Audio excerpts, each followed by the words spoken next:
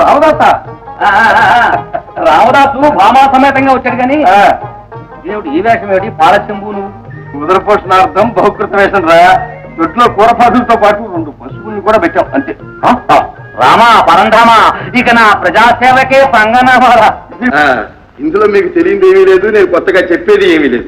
ఇది వరకు మనలో మనం పార్టీలు కక్షలు పెంచుకుని సాధించింది ఏమీ లేదు.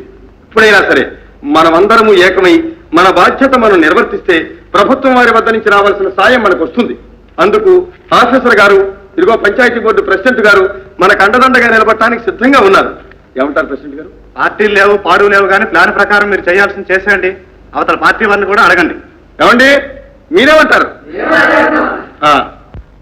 మన పల్లె పట్లు భాగ్యవంతాలు కావాలని మహాత్మాజీ కలలు కన్నారు. మన ప్రియతమ నాయకుడు పండిట్ జవహర్ లాల్ నెహ్రూ ఆ కళలన్నీ పండించటానికి ప్లాన్లు సిద్ధం చేశారు. ఆ ప్లాన్లన్నిటినీ అమలుపరచడానికి దీక్షతో, దక్షతతో, సంఘీభావంతో వ్యవహరించమని మనల్ని ఆదేశించారు. ఆ ఆదేశానుసారం మనమందరం నడుం కట్టి కార్యరంగంలోకి దూకాలి, ఆదర్శక్రమాన్ని నెలకొల్పాలి. స్వతంత్ర భారత్ కో, జవహర్లాల్ నెహ్రూ. ఆంధ్ర రాష్ట్రంలో అన్ని విధాల ఆదర్శ గ్రామంగా ఎన్నుకోబడింది. ఇక్కడ పార్టీలు లేవు, కక్షలు లేవు, స్వయం కృషితో దీన్ని సాధించాం. ఈ కృషిలో దినసరి కూలీ తెచ్చుకుంటేనే గాని పొట్టగడవని సామాన్యుడి మొదలు ధనికుడి వరకు అందరూ సహకరించారు. వారందరికీ నా ధన్యవాదాలు. ఇక స్త్రీలంటారా, వారు కుట్టుపనుల ద్వారా కానివ్వండి, చేతి పనుల ద్వారా కానివ్వండి స్వయం పోషకమవుతున్నారు. రైతులు సహకార సంస్థలు నెలకొల్పి సమిష్టిగా లాభపడుతున్నారు. వయోజనులందరికీ విద్య వచ్చు. బడియుడి గల పిల్లలందరూ కూడా స్కూళ్లకు వెళ్తున్నారు. వాళ్ళకి ఉచితంగా మేము మధ్యాహ్న భోజనాలు ఏర్పాటు చేస్తాం. ఇలా మన గ్రామం అన్ని విధాల ఆదర్శవంతంగా తయారైంది. ఇందులో సహకరించిన పిల్లలకు, పెద్దలకు, ఆఫీసర్లకు మరొకసారి నా అభినందనలు తెలుపుతున్నాను. తర్వాత మన మంత్రి గారు మాట్లాడతారు.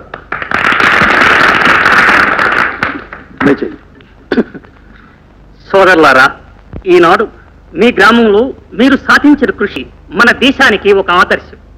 ప్రభుత్వ ప్రణాళికలకు ఈనాడు మీరు సరైన రూపం కల్పించారు.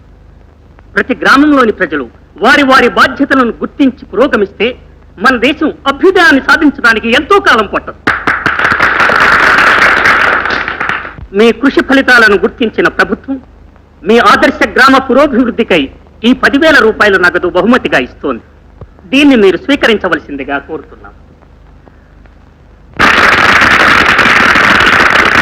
శంకరం గారు,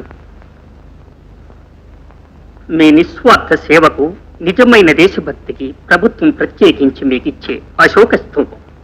ఈనాడు మీ గ్రామాభివృద్ధికి కారకులైనట్లే రేపు దేశాభివృద్ధికి ముఖ్య కారకులు కాగలరనే విశ్వాసంతో మున్ముందు మీరు చేయబోయే కృషికి మా సహకారం ఉంటుందని హామీ ఇస్తూ ఇది మీకు సమర్పిస్తున్నాను.